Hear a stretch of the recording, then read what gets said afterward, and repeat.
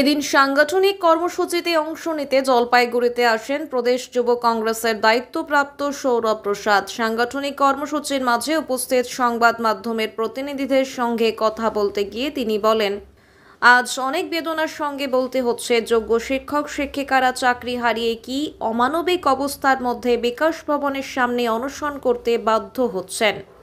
অবাক লাগে যে আজ পশ্চিমবঙ্গ চোরদের বাসস্থানে পরিণত হয়েছে। এই জলপাইগুড়ি থেকেও অনেক যোগ্য শিক্ষক শিক্ষিকা কলকাতায় অনশন করছেন।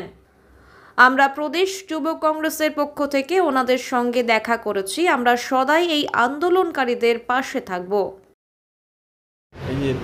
ভাবতে অবাক লাগে, পশ্চিম বাংলার মতন রাজ্যে যেখানে চোরেদের বাসস্থান হয়ে পরিণত হয়েছে, আজকে যারা মেধাবী ছাত্র, যারা মেরিটে চাকরি পেয়েছে, তাদের চাকরি চলে গেছে।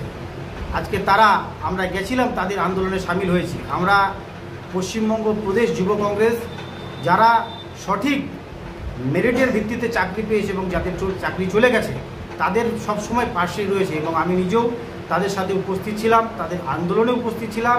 আমাদেরকে দেখে অসহায় লাগছে যে শিক্ষক থেকে শিক্ষিকা তারা রাতের পর রাত কলকাতায় সল্টলেকে বিকাশ ভবনের সামনে অবস্থান করছে, জলের জন্য হাহাকার করছে, টয়লেটের জন্য হাহাকার করছে।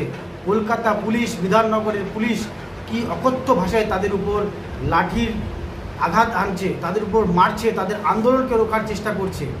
আমরা এর তীব্র ধিক্কার এবং প্রতিবাদ জানাই। আপনাদের জেলা জলপাইগুড়ি থেকে প্রচুর চাকরি হারার শিক্ষক শিক্ষিকারা গেছে তাদের অবস্থান এবং আন্দোলন করতে। তাদের উপর যে অত্যাচার হয়েছে তার আমরা ধিক্কার জানাই। আমরা আজকে জলপাইগুড়ি জেলা যুব কংগ্রেসের পক্ষ থেকে তাদের পাশে রয়েছি এবং তাদের সমর্থনে আমরা একটা প্রতিবাদ কর্মসূচিরও ডাক দিয়েছি।